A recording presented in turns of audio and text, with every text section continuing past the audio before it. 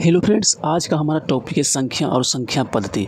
तो आज हम प्राकृत संख्या, पूर्ण संख्या, सम संख्या, अभाज्य संख्या, भाज्य संख्या, ऐसी सभी संख्याओं की परिभाषा को जानने का प्रयास करेंगे। तो सबसे पहले हमारा है जो प्राकृत संख्या है। तो प्राकृत संख्या किससे कहते हैं? तो सिंपल सा परिभाषा है, गिनती की संख्या को प्राकृत संख्या कहते हैं। जैसे 1, 2, 3, 4, 5, 6, यहाँ से आप 7, 8 भी लिख सकते हैं। दूसरा है पूर्ण संख्या। तो पूर्ण संख्या प्राकृतिक संख्या में जीरो को शामिल करने पर पूर्ण संख्या बनता है। जैसे 0, 1, 2, 3, 4, 5, यानी ये प्राकृत संख्या है, इसमें हमने जीरो शामिल कर दिया तो यह पूर्ण संख्या बन गया।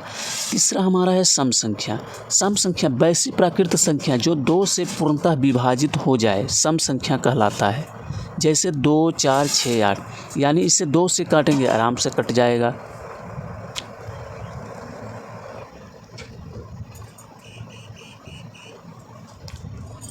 तीसरी जो हमारी संख्या है वो है विषम संख्या।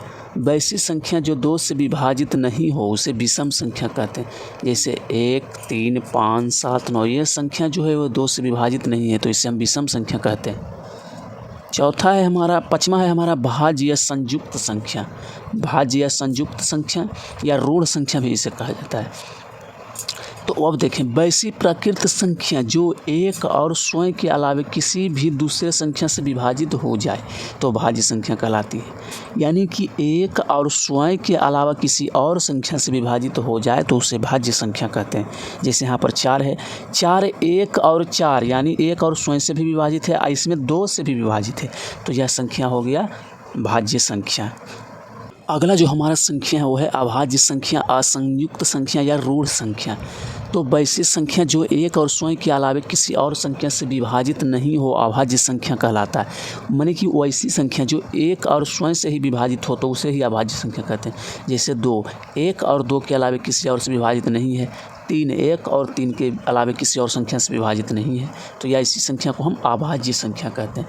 संपूर्ण संख्या वैसी प्राकृत संख्या जिसके सभी अपवर्तकों का योग, यानी सभी गुणनखंडों का योग का मान दुगना हो जाए तो संपूर्ण संख्या कहलाता है। जैसे 6 का अपवर्तक हो गया 1, 2, 3, 6, इसको जोड़ेंगे तो 6 का दुगना आएगा, यानी 12 आ गया। 28 का अपवर्तक 1, 2, 4, 7, 14, 28, ये 28 का अपवर्तक, इसे जोड़ेंगे तो 56 आएगा, तो ये 28 का दुगुना आ गया। मैं आपको बता दूं कि 1 और 100 के बीच में 2 ही संपूर्ण संख्या है, 6 और 28। अगला है हमारा रामानुजान संख्या। जैसे 1729 को रामानुजान संख्या कहते हैं। वैसी लघुत्तम प्राकृत संख्या जिससे 2 संख्याओं के घनों के रूप में 2 विभिन्न तरीकों से लिखा जा सके उसे रामानुजान संख्या कहते हैं। जिसे 1729 को 2 विभिन्न तरीकों से लिख सकते हैं। 10 पर पावर 3 का स्क्वायर प्लस 9 पर पावर 3 का स्क्वायर, या 12 पर पावर 3 का स्क्वायर प्लस 1 पर पावर 3 का स्क्वायर। इसे हम रामानुजान संख्या कहते हैं।